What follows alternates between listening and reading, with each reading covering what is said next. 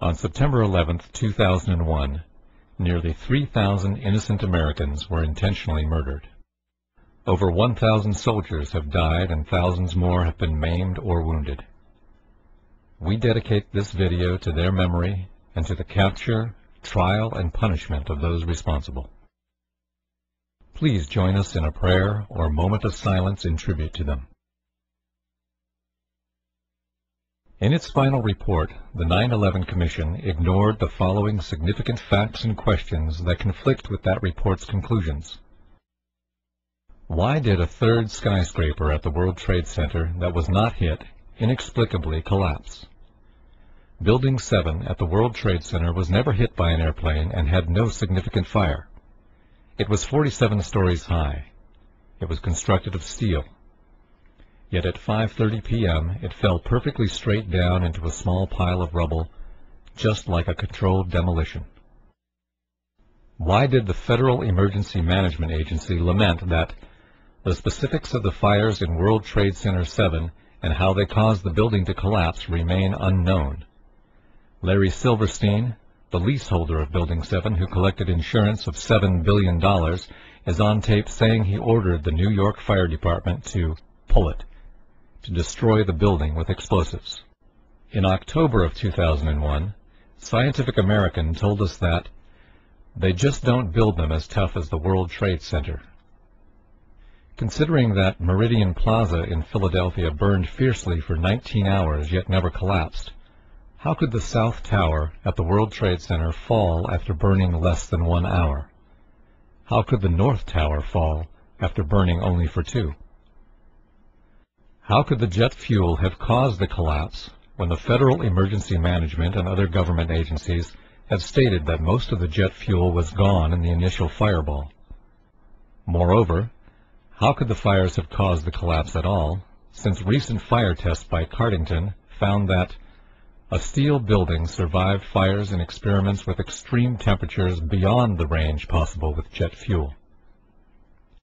Since the black smoke coming from the buildings means that the fire was oxygen-starved and could not have reached its maximum temperature of 1,800 degrees Fahrenheit, and steel melts at a much higher temperature of 2,500 degrees Fahrenheit, nearly 700 degrees hotter than the maximum temperature of the fire, how could cleanup crews have found melted steel in the basements? How could, days later, NASA satellite images show hot spots in the buildings that still exceeded the maximum temperatures possible? Explosives like C4, however, create temperatures of 3,000 degrees Fahrenheit, which easily melt steel. Why did Fire Engineering magazine tell us that no steel building has ever been destroyed by fire, that the World Trade Center investigation was a half-baked farce? Why was all of the important evidence illegally destroyed, some before the investigation began? Why was $40 million spent to investigate Clinton's sex life while only $600,000 was spent on investigating the World Trade Center fires and subsequent collapse? Why did the entire 9/11 Commission spend only $15 million while expenditures on Clinton's lies exceeded $65 million? How could the airliner's impact have caused the collapse when wind gusts from storms had at times been greater than the impact of the airliners? Neither tower was bent, nor did they creak or groan at any time. Firefighters said they seemed sound and reported that there were no fires they couldn't control. How could the building collapse at the maximum speed of gravity? Each floor hit should have slowed the fall, just as if you drop a steel ball from the roof, it would fall faster without resistance. This couldn't have happened without explosives placed inside the structure. How could the concrete encased in a steel-framed pan with 2 layers of carpet over it, riveted inside columns of steel beams, welded together in a network with steel bands, be pulverized? How could steel beams and clouds of finely pulverized concrete come shooting out of the buildings at hundreds of miles an hour, traveling all the way to New Jersey?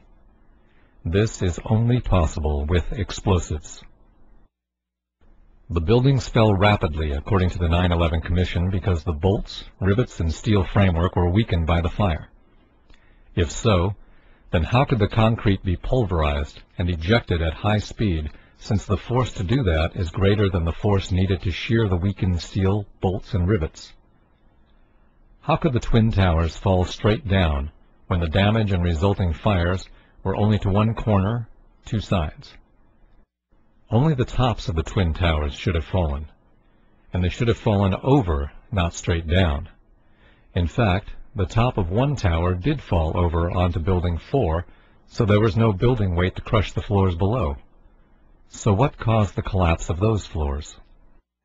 How could a hijacker find and hit the Pentagon whose flight instructor said, "I'm still to this day amazed that he could have flown into the Pentagon.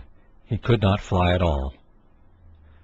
How could a pilot this bad have the flight controllers comment, "The steep turn was so smooth, it's clear there was no fight for control going on"?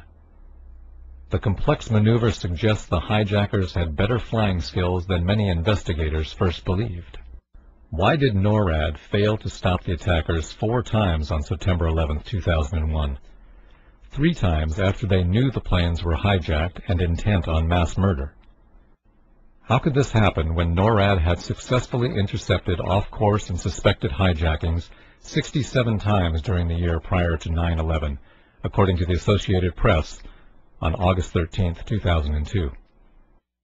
Why did Condoleezza Rice lie that the U.S. had no idea that terrorists would use hijacked airliners when Richard Cheney was commanding war games on 9/11, chasing phantom hijacked aircraft?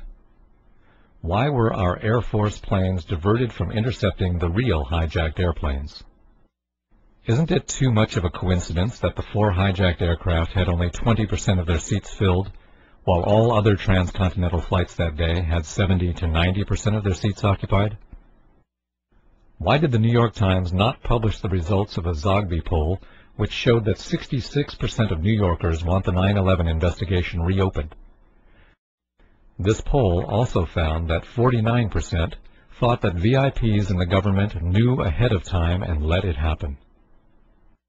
Thus, the final report does or will not answer many important questions and has many inaccuracies.